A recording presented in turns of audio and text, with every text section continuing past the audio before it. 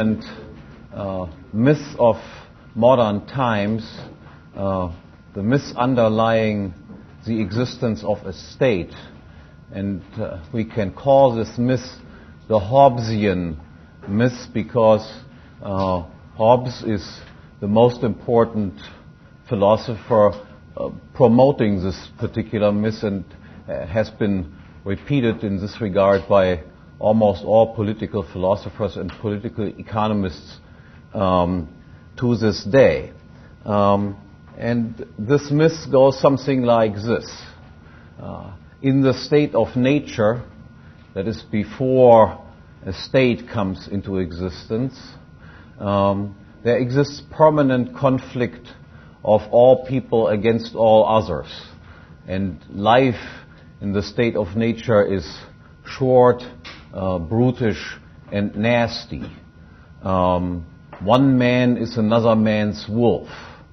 And the way out of this predicament, according to Hobbes, is the creation of a state. Now, a state is a very unique type of institution. It is not just a club or a voluntary association of people. A state is characterized by two fundamental characteristics, and both are implied in each other. The first is a state is a territorial monopolist of ultimate decision-making and of ultimate jurisdiction.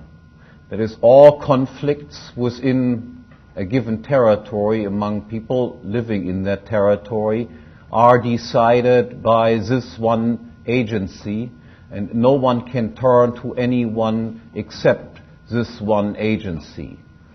And secondly, and this is implied already in the first part of the definition, a state then is an institution that has the right to tax the citizens, that is, to compel them to pay a fee for this service of being the ultimate judge without the consent of the people being subject to the jurisdiction of this institution.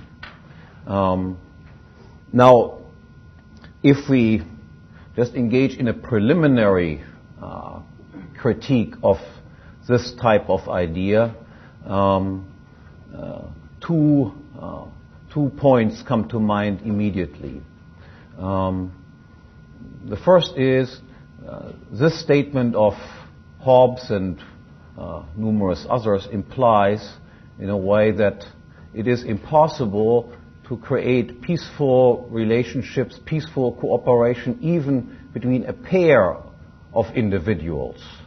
For a pair of individuals, according to Hobbes, it would also be necessary that either I would have to be your boss and decide, so to speak, in all conflicts that arise between you and me. I will always be the one who decides who is right and wrong, or you have to be the one who decides who is right and wrong. That seems to be rather implausible even on empirical grounds. That is, that it is impossible for a pair of individuals to cooperate peacefully with each other without one being the superior of another. And on another level, another intuitive objection to this type of scenario is the following observation. If it is in fact the case that one man is another man's wolf, then it follows, of course, that whoever is made the state, the head of the state, must also be a wolf. And if he is also a wolf, just like everyone else, then, and if he has self-interest, like everyone else has, likes more goods rather than less, and so forth, then we can easily predict what this one wolf will do. Will this wolf create peace among those people that he rules? And the answer is yes, he will make peace among them to a certain extent. He obviously would not allow that A robs B or B robs A, because this, after all, would diminish what he can then rob from A and B. After all, his interest is being a wolf, so these people have to remain somewhat productive so that he, the wolf in charge, so to speak, can have a good day at the expense of the other wolves that he pacified. Then the Hobbesian myth goes a little bit further. Obviously, if we have more than one state in existence, then these various states are vis-à-vis each other still in a state of nature. And in order to create peace, so to speak, among these various competing states, it would be necessary that we would ultimately have to create a world state. And only a world state that, according to the Hobbesian myth, would, so to speak, create eternal peace. Now, obviously, I do not have to repeat the argument that I presented before. This applies, of course, to the world state even more than to the individual one. But I want to emphasize here, again, that this sort of idea also seems to be contradicted by evidence.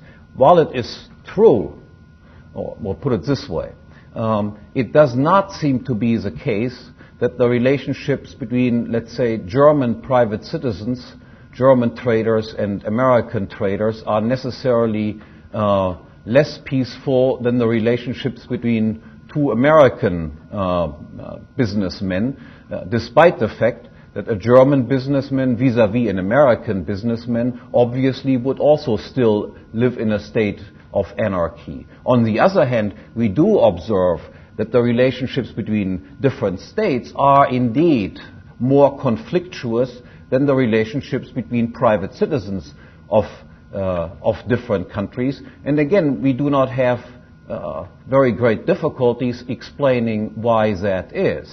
If you are an agency that may externalize its own cost of being aggressive onto others, that is to say, if I want to beat you up, I can make other people, force other people to pay for the weaponry that I need to beat you up. I will likely be more aggressive than I would be if I would have to pay for the weapons and the soldiers myself in order to beat you up.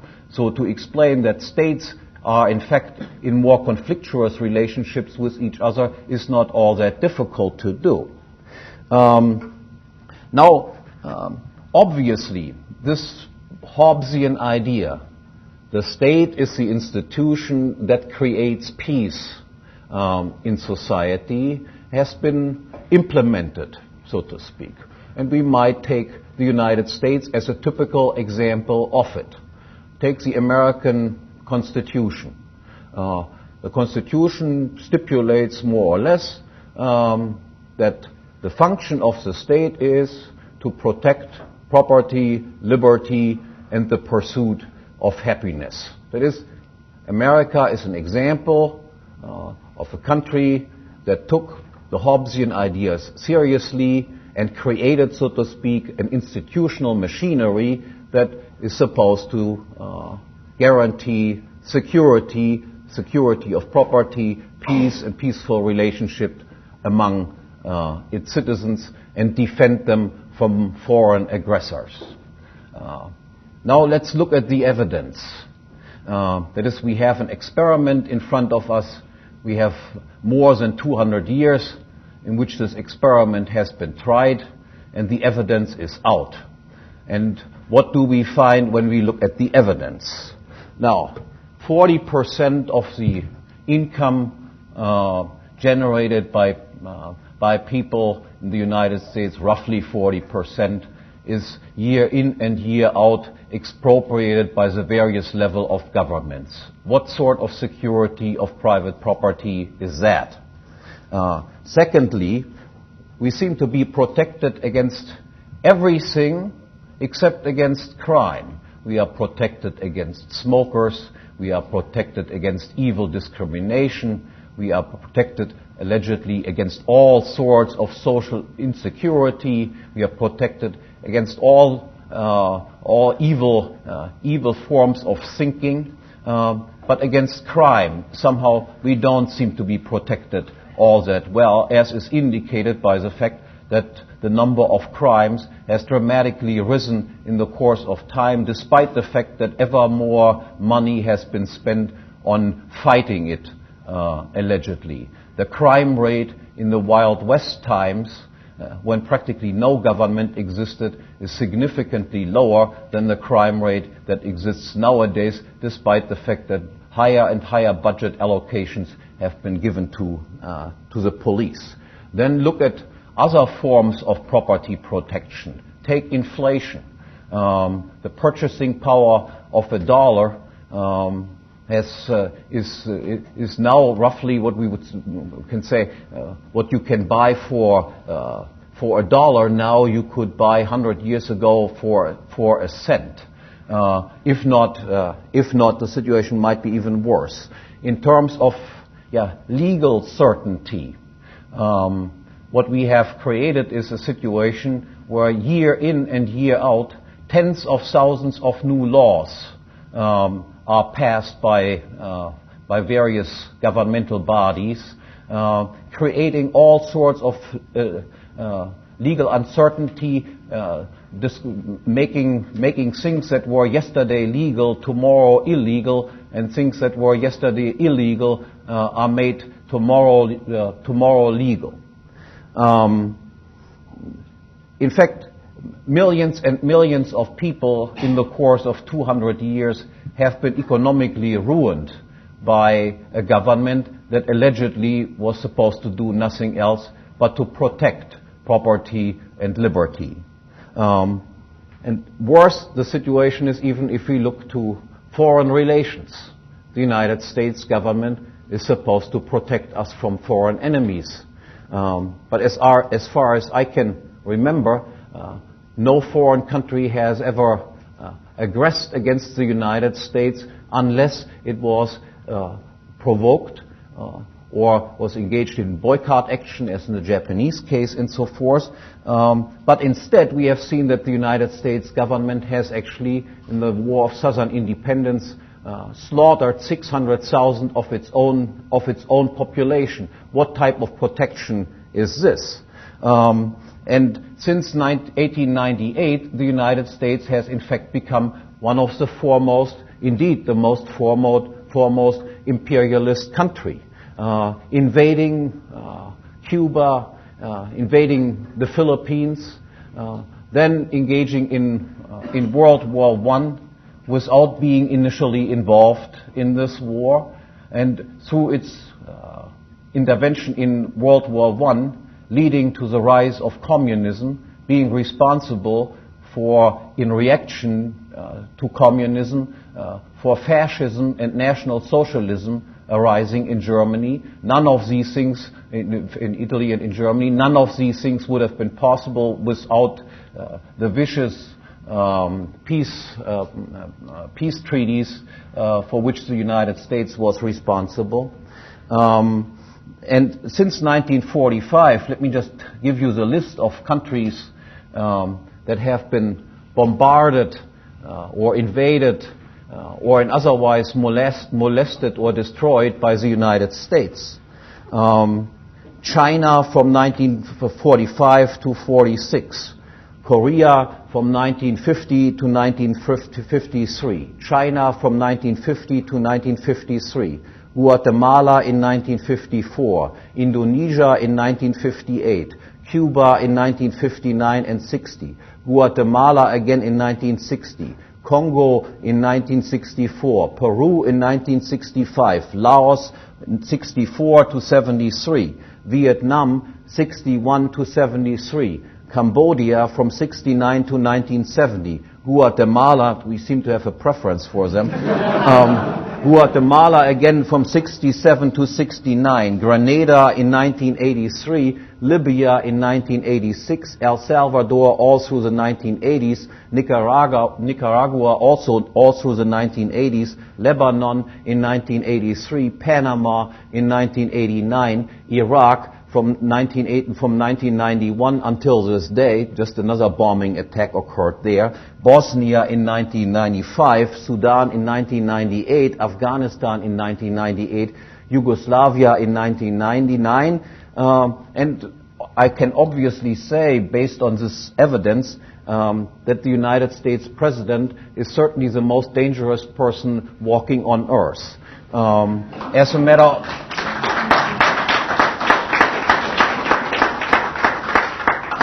a matter of fact, apart from maybe Coolidge and Harding, all American presidents of the 20th centuries are mass murderers.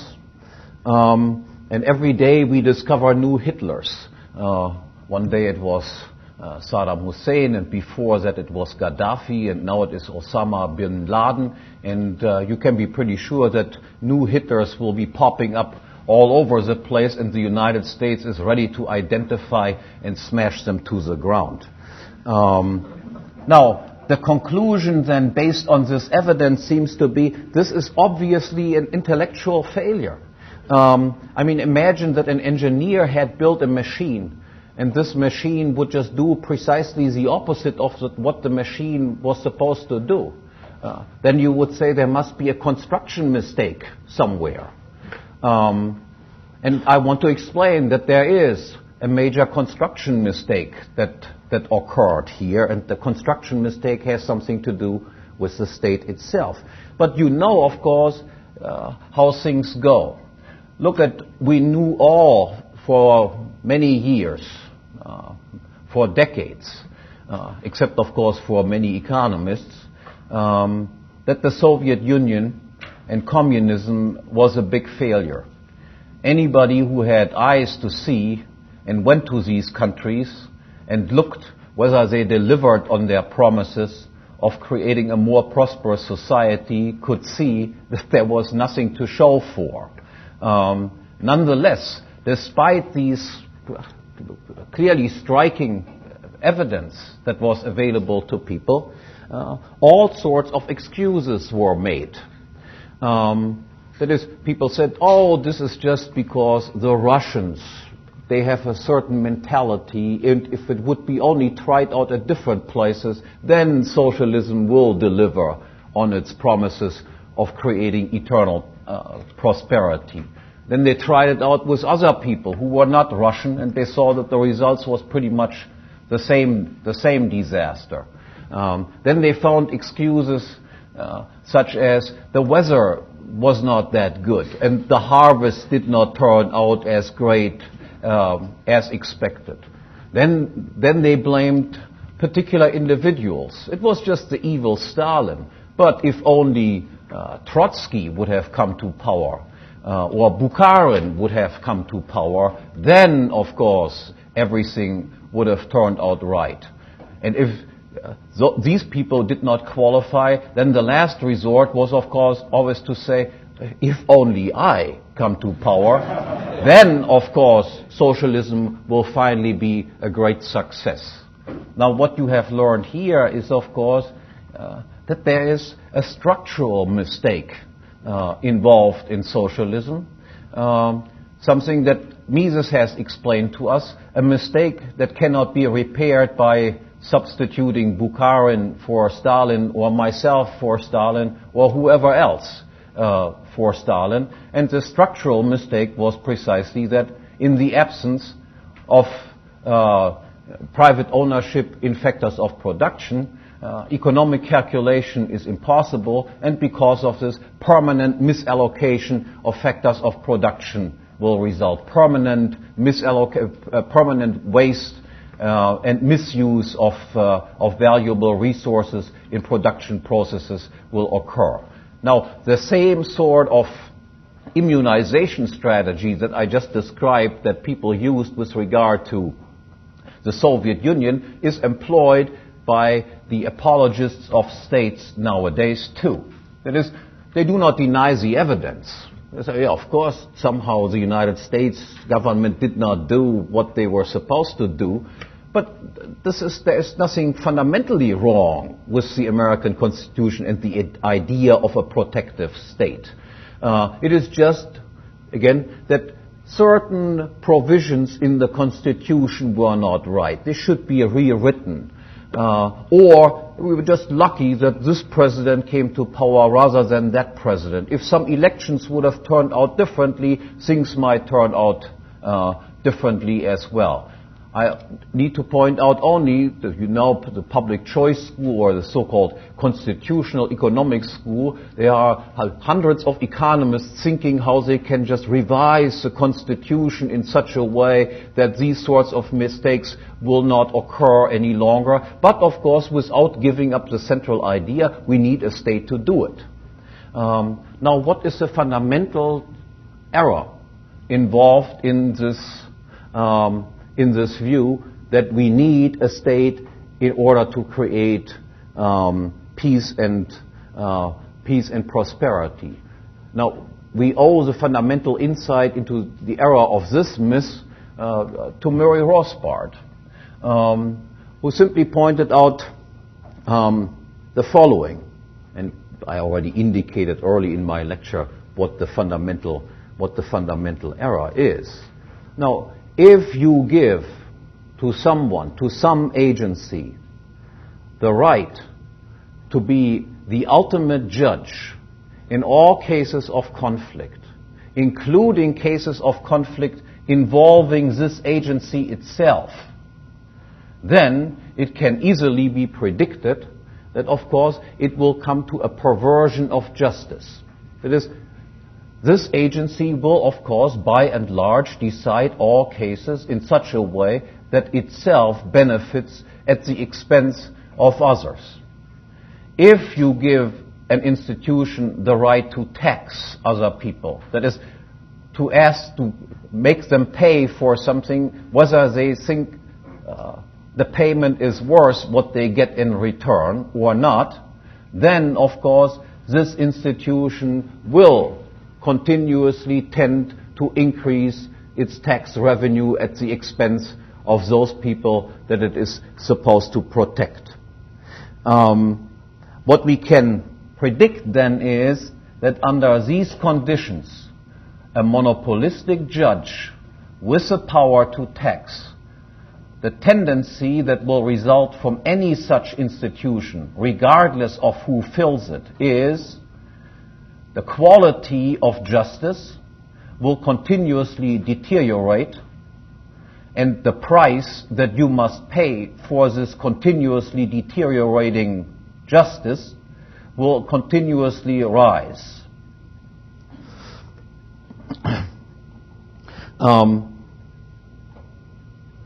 Let me add here also why constitutions are to no avail in this situation. Who interprets the Constitution? The Constitution is interpreted by a branch of the very institution that is itself, so to speak, under scrutiny. Just look at what the Supreme Court in the United States has done to the rather explicit statements contained in the Constitution limiting, so to speak, the powers of the federal government.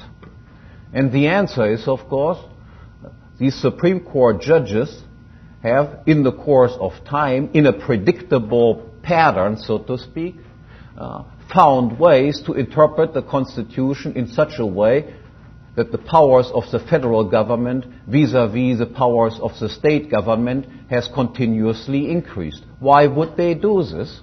And the answer is, after all, they are part of the federal government, and the greater the power of the federal government, the greater is their own power. They would have to be non-humans, gods, so to speak, in order to act differently. Well, just let me use another illustration. You give to the central bank the right to be the only institution in the country that can print money. all others who print US dollars are labeled as counterfeiter. Now, of course it is predictable that these people will print money. If they would appoint me to be the only man in the country that can print US dollars and I can lock you all up, if you try to do the same, of course I will print money. It is ridiculous to assume that an institution such as a central bank will do anything else except create inflation. Now, after all this, obviously the question arises, now we have to make the positive case for an alternative. That is, what else, if not the state? And we have seen the state will not provide security. The state is a rip-off agency. What else, if not the state, can and will possibly provide us with protection? And I want to begin first by discussing the role that insurance agencies can play in this. Insurance agencies are, after all, as we all know, to a large extent in the same type of business. That is, they indemnify us, for instance, for damage that occurs to our property. First notice, of course, that there is no such thing as indemnification from the part of the state if anything bad happens to us. Supposedly they are supposed to protect us. But if they fail in their obligation, do they then say, oh, I'm really sorry and now I will compensate you for this? And the answer is, of course, no, they don't do anything of that kind. They do not even say sorry when it actually happened. So insurance companies will indemnify people if something bad happens to them, and because of this, insurance companies operate, so to speak, under completely different incentives than state police or state courts that are funded by compulsory payments, that is, by taxes. Take, for instance, the most elementary desire that people have, that crime is simply prevented from occurring. Why would an insurance agency that is voluntarily funded, where people can just pay their premium or they can drop out, why would an insurance company have an incentive to be good at preventing crime from occurring in the first place? And the answer is, whatever they can prevent, they don't have to indemnify afterwards. Ask yourselves the same question, why should a policeman be good at preventing crime from occurring? And the answer is, his salary will be the same whether he prevents crime from occurring or whether he drinks coffee at the next 7-Eleven. In this case, of course, I'd rather spend my time at the 7-Eleven. Then the next desire that people have is, of course, that if something is stolen from them, that the loot should be recovered somehow, that it should be found again. Now, why would an insurance company be interested in recovering the loot? And the answer is, again, quite obvious. Whatever they recover, they do not have to pay up for these types of losses. Now, I ask you then again, what does the current police do when it comes to recovering loot? And the answer is, of course, if you call the police and tell them that they broke into your house and stole this and that, the police, in most cases, will not even show up. No attempt is made whatsoever to recover anything, and the recovery rate is virtually zero. I remember that they broke into Murray Rothbard's house at some time and robbed various things there and stole the car. He was out of town. And And we called the police, and the police said, "From where are you calling?" I said, "I'm calling from the house where they broke in." I said, "No, should not do that. You should go to the next 7-Eleven and make the phone call from there."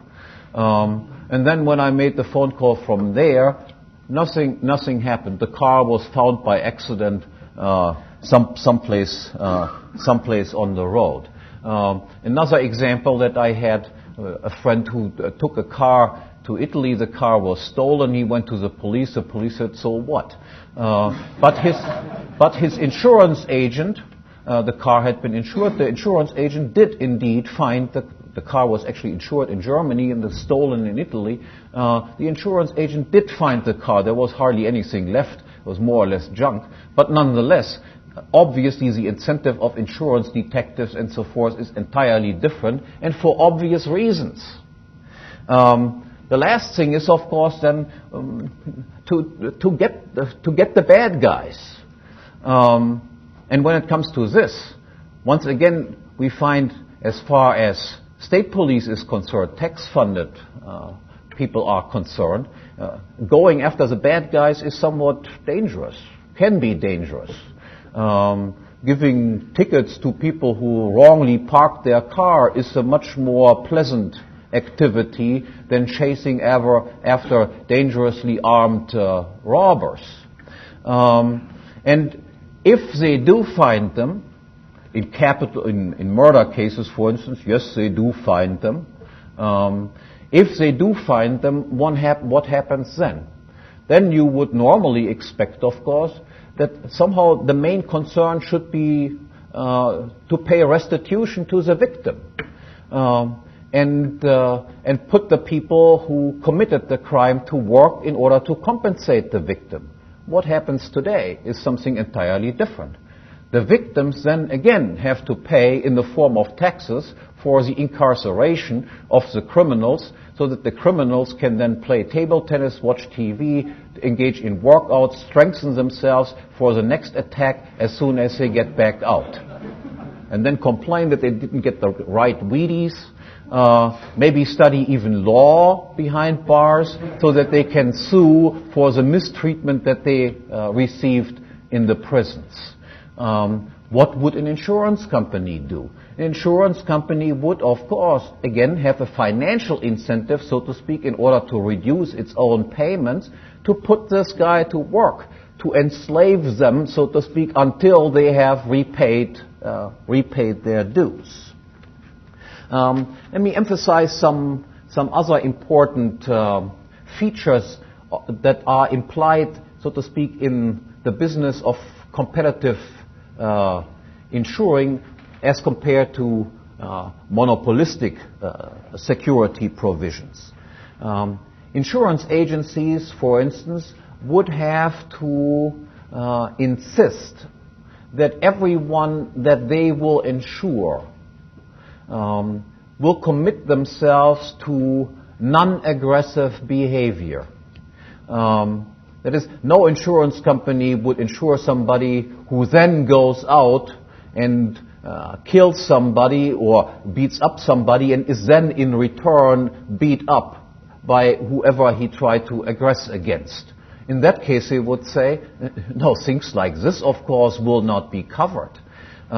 What will be covered only is if somebody attacks you, but not if you attack somebody else and you will be attacked in retaliation. That is, insurance companies would have to insist that people, in order to be covered, in order to be indemnified, so to speak, have to adhere to a peaceful peaceful conduct. And all people who are, so to speak, known aggressors, who have a criminal record, would by and large be excluded from any type of insurance coverage.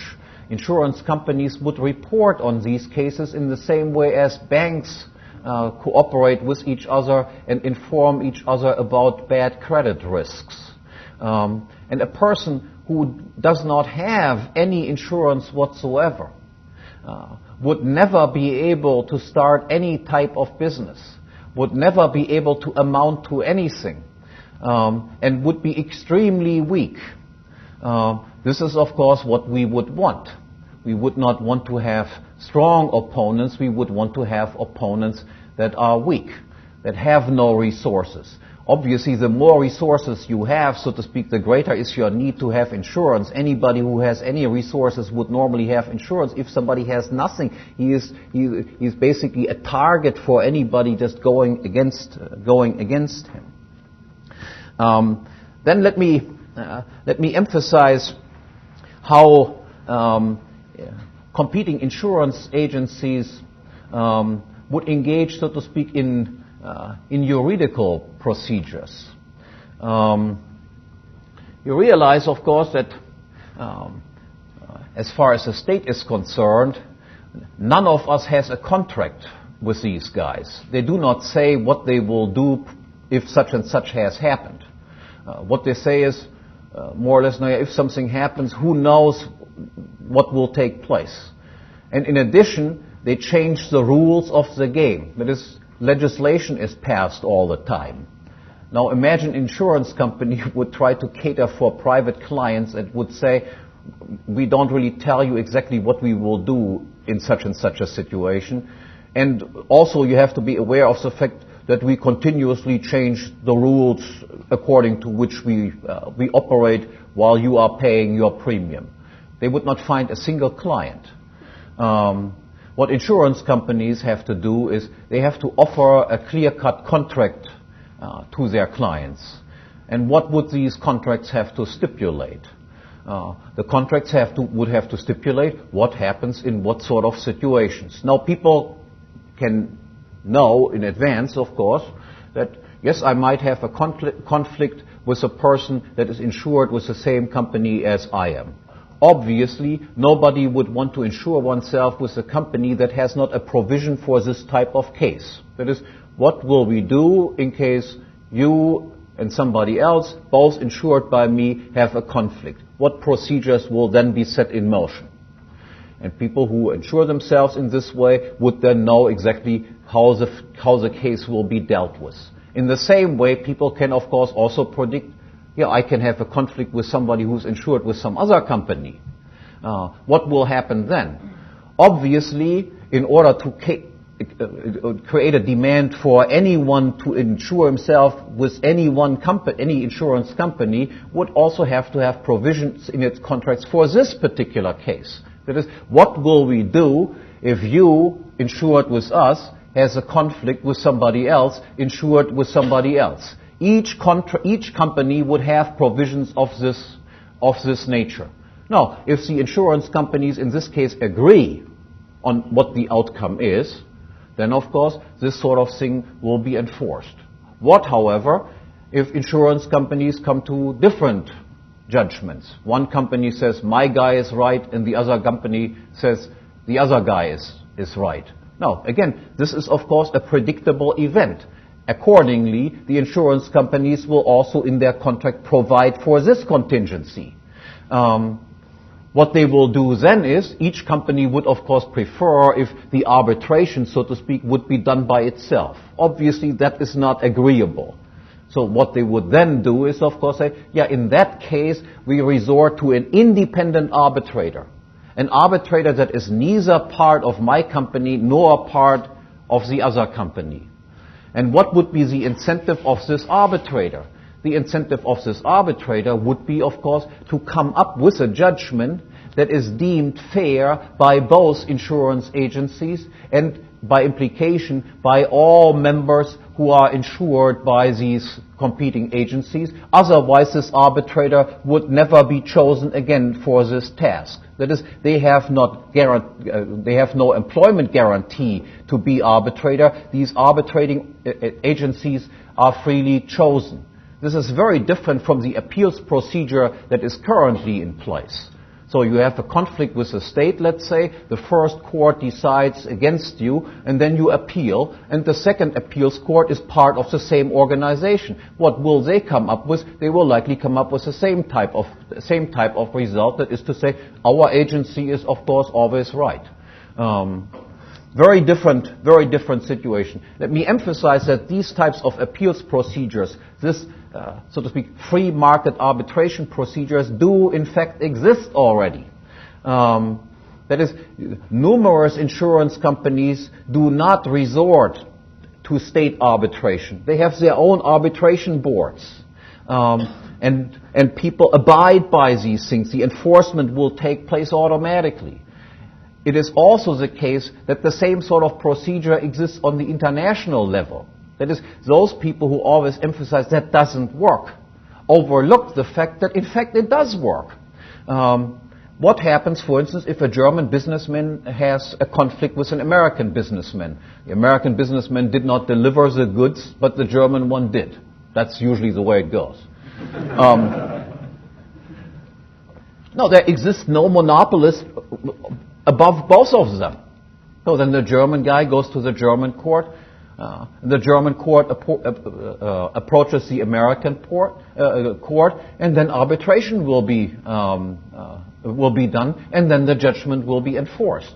So even under the current situation, these sorts of non-monopolistic arbitration procedures do already exist. To deny that this is possible is so to speak, in face of the evidence, absolutely impossible to do.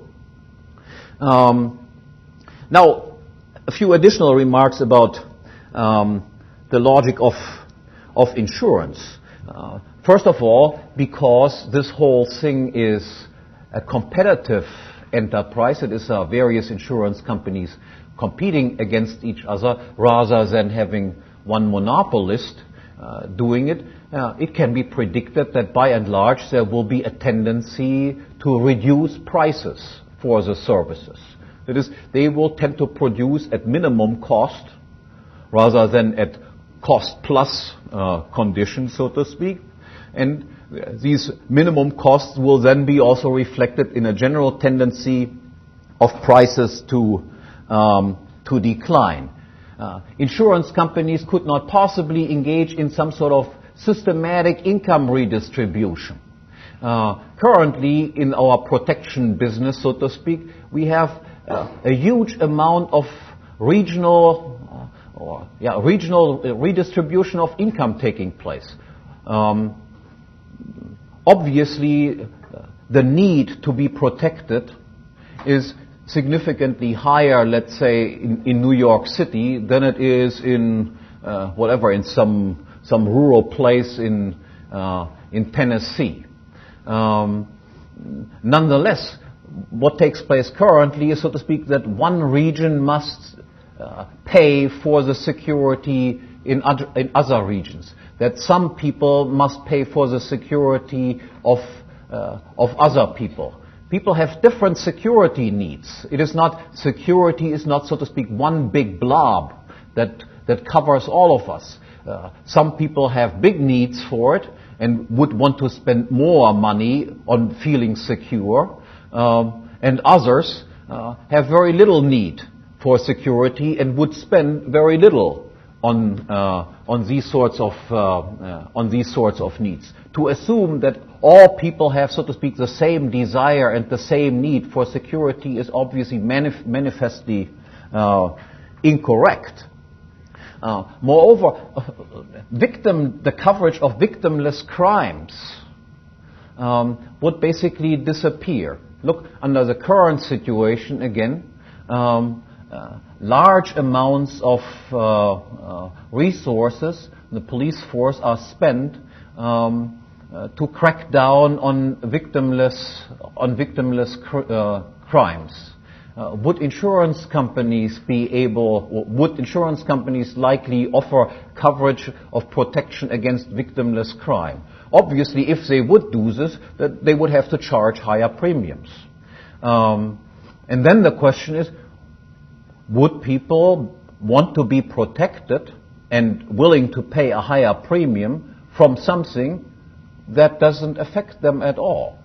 And the answer seems to be no. These sorts of things would largely disappear.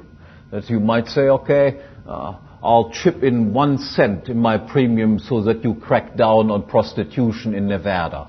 But But would people be willing to spend huge amounts of this? I doubt it very much.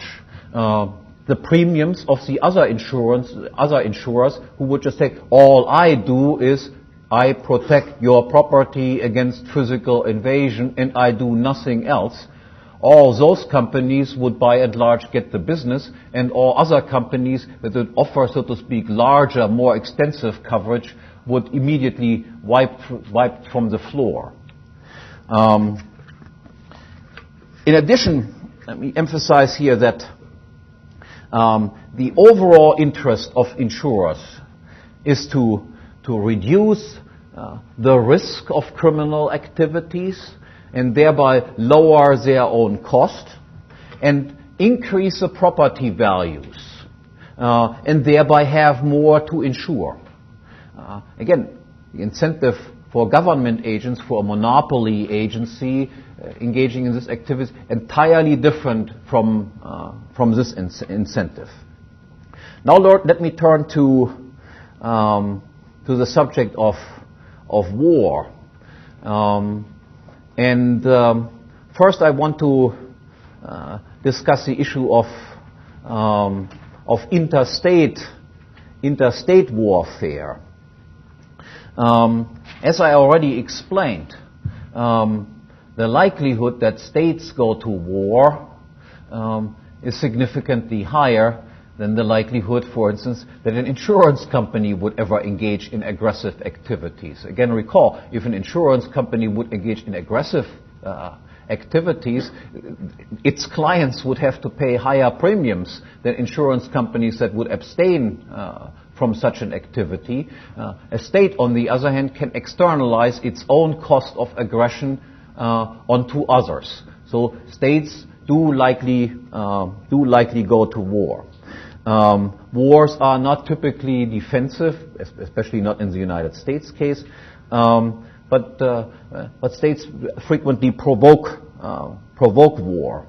Now, under state conditions, that is a monopoly that can impose taxes and so forth, wars have the tendency to become total wars. Take this example: the United States attacks Serbia. Given that all people in the United States are taxpayers, whether they like it or not, so to speak, the entire population in the United States becomes, whether they want it or not, enemies of the Serbs. They all contribute something to the aggression that the United States engages in vis-à-vis another country. And the same is true in Serbia. In the defending country. Again, the entire population is, so to speak, involuntarily made part of the Serbian government. They are drafted into their army, they have to pay taxes and so forth. So given that the entire state population is indirectly or directly involved in these state wars, we can look at the two sides of the aggressing party attacking Serbia and find, of course, that now the incentive, so to speak, of a state engaging in war is not necessarily to avoid collateral damage.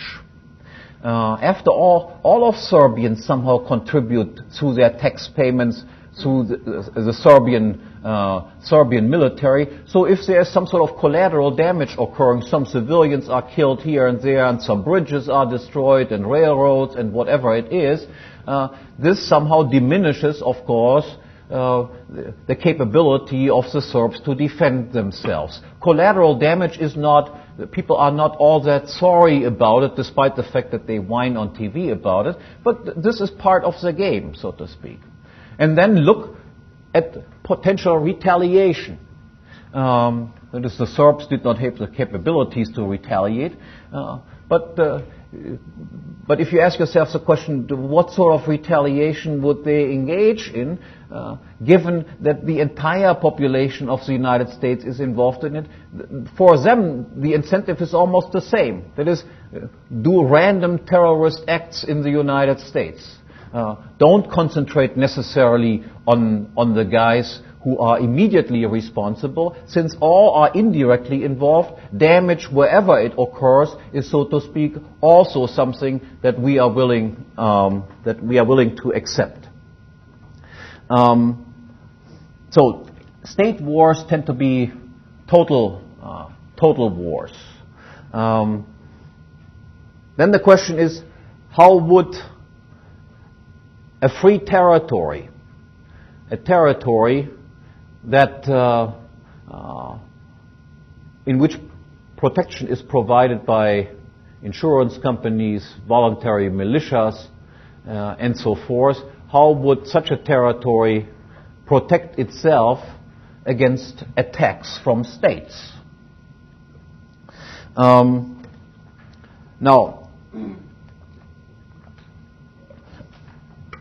you might think that states can easily attack such free territories. But there are tremendous difficulties involved in this. The first difficulty can be explained in the following way. All states, or members of states, those who are in charge of government, are always a small minority as compared with the general population. That is, all states, in order to conduct their policies, whatever they are, have to rely on the tacit support and cooperation on the part of the civilian population. You know that whenever an attack of the United States on some country takes place, how important it is that you mobilize political public opinion. You have to identify the bad guys. Otherwise, people will not be supportive of these ventures. But the question then is precisely, how do you identify these bad guys in these free territories? After all, there are no states in these free territories who are, so to speak, continuously bad guys and engage in aggressive policies. In these free territories, there might be a bad guy here, there might be a private gang there, and they might also sometimes raid a foreign country. But even these free territories would, of course, be opposed to those people.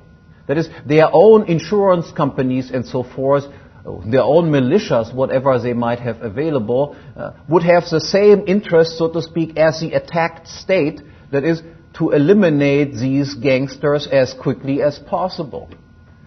So if no state attacks you, if there are only private organizations there who have the same interest as everybody else to crack down on criminal activities that takes place on their territories or emanates from their territory and spreads over to statist territories, how do you ever justify, so to speak, in front of your own population that these people who have done nothing wrong, who have visibly done nothing wrong, and are even going after the bad guys in the same way as the state might want to go, that these people should be attacked, and that civilian population should be destroyed?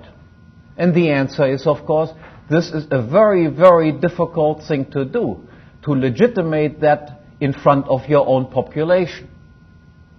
Now assume, however, that this takes place nonetheless. For whatever reason, they manage to get the public opinion molded in such a way that a state attacks these territories. So, now let me emphasize this. That brings me back to my insurance business that I talked about before. Would an insurance company, for instance, insist that people, in order to be insured, deliver their weapons to them and disarm themselves? You realize, of course, that states do this by and large, right? And of course, it is perfectly rational from their point of view. If you want to be the monopolist of taxing and